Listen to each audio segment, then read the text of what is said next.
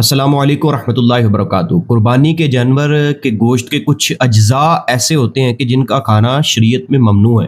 फ़ुक़हाए कराम ने उन अज्ज़ा को खाने से मना फरमाया है, और बाज़ अज्ज़ा ऐसे हैं कि जो हराम है, और बाज़ ऐसे हैं कि जो मकरूह तहरीमी है, यानी हराम के करीब करीब है। तो उनसे भी उनको खाने से भी हमने बचना है। तो कुर्बानी करनी है अल्लाह के लिए और फिर गोश्त उसका खाना है, तो इन अज्ज़ा का ख़्याल रखना है कि कहीं, चूँकि हमारी तहकीक नहीं होती गोश्त के अज्ज़ा के हवाले से कि कौन सी चीज़ें खानी है कौन से नहीं खानी, तो अमूमन मकरूह तहरीमी जो चीज़ें होती हैं गोश्त में वो भी हम खा जाते हैं। तो इस वीडियो के ज़रिए आप जान सकेंगे कि कौन से ऐसे अज्ज़ा हैं। तो मैंने नोट किया है 22 अज्ज़ा ऐसे हैं कि जो शरीयत की तरफ से कुर्बानी के जानवर के गोश्त के अज्ज़ा, वो 22 अज्ज़ा हैं, वो नहीं खाने। तो ज़रा समात फरमाइएगा। सबसे पहले है रगों का खून। रगों का खून बाज़ जो है वो हड्डियों में जम जाता है और फिर जम कर पक भी जाता है, उसको खा भी लिया जाता है। तो ये ज़रा बड़े अच्छे से आपने सफाई कर लेनी है, कसाई से कहकर इन अज्ज़ा को साथ नोट भी करते जाइए, और फिर ये कसाई के सामने रखें कि भाई आपने इन अज्ज़ा को नहीं डालना और ये अलहदा कर देने हैं। तो रगों का खून आपने अच्छी तरह सफाई कर लेनी है। इसी तरह दूसरे नंबर पर है पित्ता। पित्ता भी खाना ममनू है। इसी तरह तीसरे नंबर पर मसाना भी खाना ममनू है। इसी तरह चौथे नंबर पर अलामत मादा यानी फ़र्ज, और इसी तरह अलामत नर यानी ज़कर। जो मखसूस अज्ज़ा हैं, बैल है, गाय है, वच्छा, कट्टा, ऊँट, बकरा, बकरी, जो भी आपने किया है तो उसके मखसूस अज्ज़ा, मादा है तो उसकी फ़र्ज, और नर है तो उसका जो ज़कर है उसको आपने नहीं खाना। इसी तरह कपूरे, ये उमूमन इसको हमारे मुआशरे में टकाटक डिश का नाम दिया हुआ है इसको, तो ये भी जो है वो मकरूह तहरीमी है। इनको खाने से भी बचना चाहिए। और ये जो तड़के लगा कर और चौकों पर जो है वो बाकायदा आवाज़ें लग रही होती हैं, भाई ये ममनू अज्ज़ा है। तो जो शरीयत ने हमें मना किया है हम उनकी जानिब क्यों बढ़ें। इसी तरह हराम मग्ज़, ये भी जो है वो पट्ठों के पिछली जानिब गर्दन के ऊपर जो है वो एक तन सी खिसी होती है। ये कसाई हजरात को पता होता है तो आप ये नोट कर लें और कसाइयों से कहें कि भाई ये हराम मग्ज़ आपने स्पेशली तौर पर निकालना है। इसी तरह 8वें नंबर पर गर्दन के 2 पट्ठे जो शानों तक खिंचे, शानों किसे कहते हैं, कंध, जो कंधों तक खिंचे होते हैं, उन पट्ठों को भी अलहदा कर देना है। कसाई हजरात को पता होता है, आपने ये नोट करके बाकायदा उनको बताना है।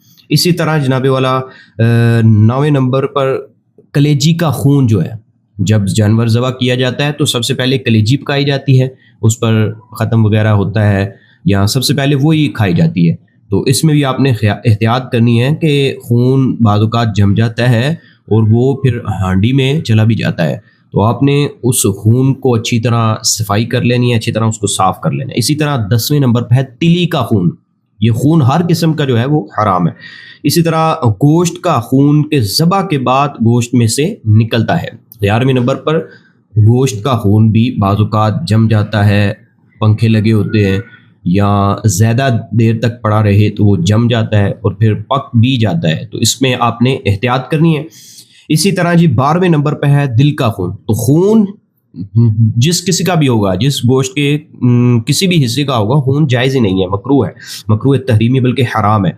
इसी तरह 13वें नंबर पर पित्त, वो जर्द पानी जो पित्ते में होता है, ये भी केयरफुली आपने इसको निकालना है और साफ़ करना है। इसी तरह 14वें नंबर पर नाक की रुतूबत भी बाज़ औक़ात पक जाती है। 15वें नंबर पर पखाना का मुकाम जो होता है उसको भी नहीं खाना। इसी तरह ओजरी, ये बाज़ उलमा के नज़दीक मकरूह है, मकरूह तंज़ीही है, बाज़ के नज़दीक मकरूह तहरीमी है, बाज़ के नज़दीक जायज़ है। तो मेरे पॉइंट ऑफ व्यू के मुताबिक जिस चीज़ों में उलमा का इख्तिलाफ आ जाए तो उनसे बचना ही जो है वो बेहतर होता है। तो ओजरी से भी जिस हद तक हो सके बचा जाए। इसी तरह आंतें 17वें नंबर पर, 18वें नंबर पर नुत्फ़ा मनी, इसी तरह वो नुत्फ़ा जो खून हो गया हो। 4 स्टेजेस होते हैं ना, पहले नुत्फ़ा होता है, फिर वो जो है वो जम जाता है, फिर वो खून का लोथरा बनता है, फिर वो गोश्त का टुकड़ा बनता है। तो ये सारी चीज़ें, यानी अगर आपने मादा ज़बह की है, कोई बकरी या कोई गाय, भैंस या ऊँटनी, उसके पेट में बच्चा था, تو اس طرح کا اگر وہ نطفہ تھا تو یہ بڑی احتیاط کے ساتھ جو ہے وہ اس کو الگ کر دیا جائے۔ اسی طرح 20ویں نمبر پر وہ نطفہ جو گوشت کا لوتھڑا ہو گیا ہو، یہ ساری سٹیجز۔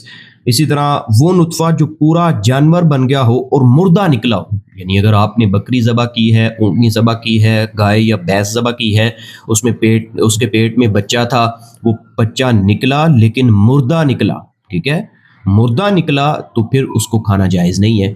اگر زندہ نکلا تو آپ نے اس کو بھی ذبح کر کے گوشت استعمال میں لا سکتے ہیں۔ اسی طرح 22ویں نمبر پر غدود بھی کھانا جائز نہیں ہے۔ اور گردے کے حوالے سے ایک ملتا ہے کہ سرکار علیہ الصلوۃ والسلام نے اس کو ناپسند فرمایا، کھانا جائز ہے لیکن سرکار نے اس کو ناپسند فرمایا۔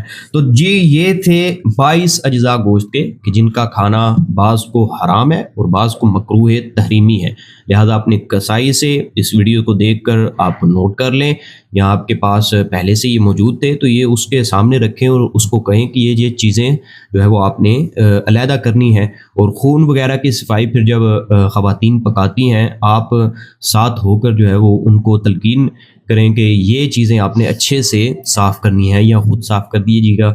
اللہ تعالی ہمارا حامی و ناصر ہو۔ ملتے ہیں اگلی ویڈیو میں نئی انفارمیشن کے ساتھ۔